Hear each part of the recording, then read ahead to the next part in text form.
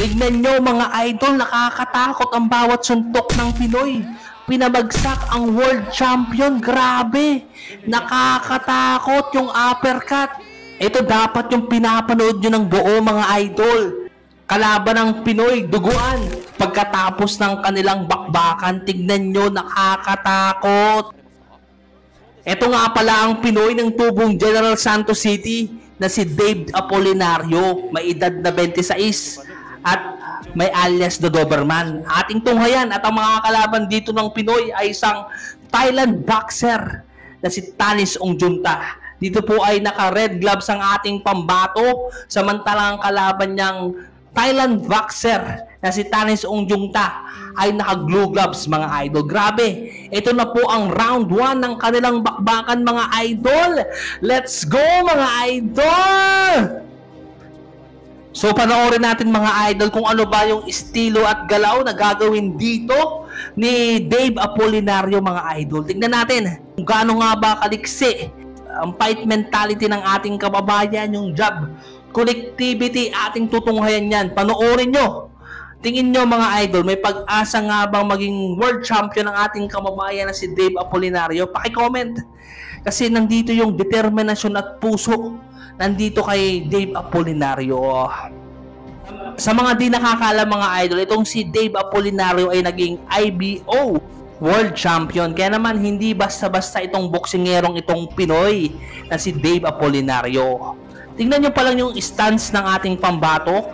Isa pong southpaw fighter itong si Dave Apolinario mga idol. At kababayan niya po si Manny Pacquiao taga General Santos mga idol. Kasulukuyang may kartada na 21 wins, 14 by way of knockout at 2 talo lamang mga idol. No, tingnan nyo, ang ganda. Hindi nagmamadali si Dave Apolinario sa laban ito. At sa mga hindi pa po nakakapag-like, i-like mo na tong video na ito mga idol at paki-comment. Subscribe mo na rin mga idol para like. Tingnan nyo yung mga banat ng Pinoy. Grabe, nakakatakot. Maganda ba mga idol yung pinapakita dito ni Dave Apolinario sa round 1 pa lang ng kanilang bakbakan? Paki-comment nga.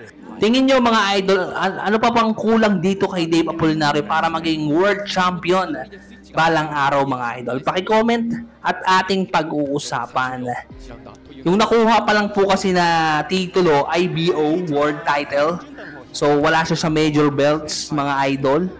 Sa mga di nakakaalam, yung mga WBC, IBF, WBA, and WBO, yan po yung major title belts mga idol na kailangan kunin ng isang boksingero. Tapos na po ang round 1. So let's go mga idol. Round 2 na tayo. So panoorin nyo ng buo mga idol, no? So para bilang suporta sa ating mga boksingero, suportahan natin.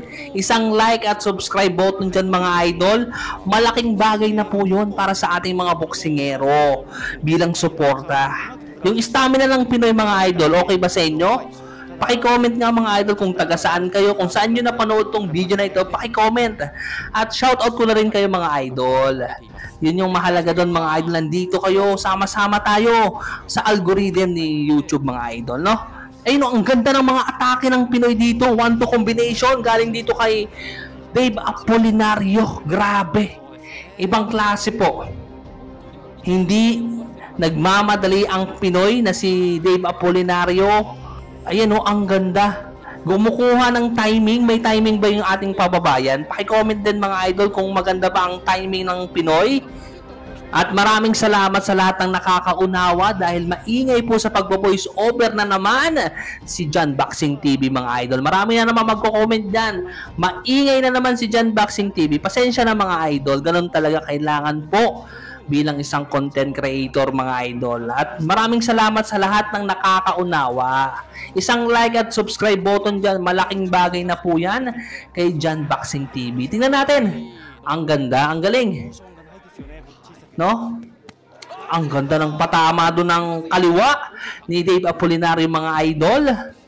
Para sa akin mga idol, yung timing ng ating kababayan, check yan sa akin, yung stamina At yung job connectivity, yung taktika, yung ring IQ nandito kay Dave Apolinario. At yung determinasyon at puso nandito rin kay Dave Apolinario. Anong masasabi nyo? Paki-comment kung tama nga ba yung sinasabi natin. Tingnan nyo, hindi nagmamadali ang ating kababayan. Kumukuha siya ng timing.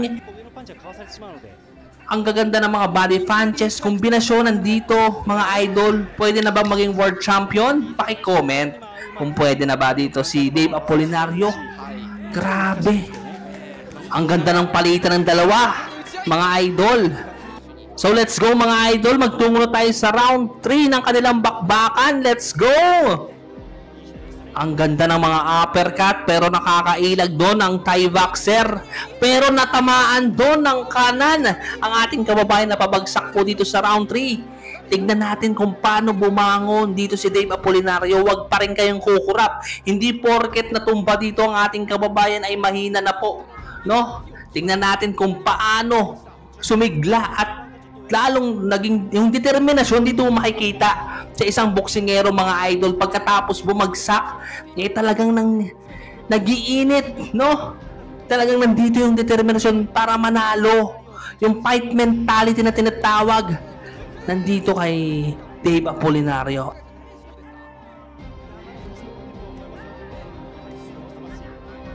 Pagkatapos bumagsak ng ating kababayan dito sa round 3 mga idol, parang bali wala eh. Ang ganda talaga ng mentality na tinatawag natin mga idol. Yung killer instinct nandito ba kay Dave Apolinario mga idol. Stamina na ganda pa rin eh. Malakas pa rin yung stamina rito ng Pinoy. Kaya wag nating maliitin to mga idol. Wag kayong kukurap dahil may gagawin dito ang ating kababayan na si Dave Apolinario. Kababayan to ni Manny Pacquiao mga idol. Ang ganda. Ang ganda ng kanan na ginawa doon ng Pinoy mga idol. At kung hanggang ngayon mga idol hindi ka pa rin nakakapag-like, i-like mo na yan.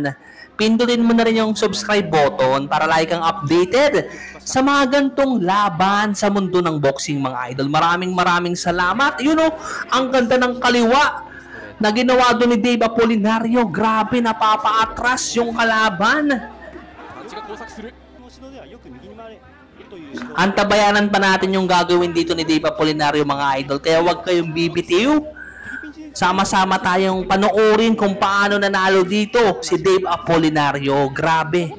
Tingin nyo mga idol, 10 seconds left dito sa round 3. Tingnan nyo.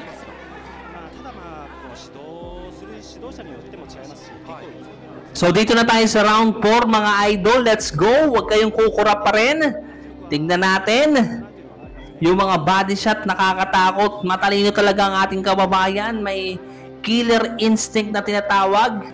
Yung head movement ng ating kababayan maganda rin mga idol. You know, ang ganda ng job niya mga idol, no. Tingnan niyo, no.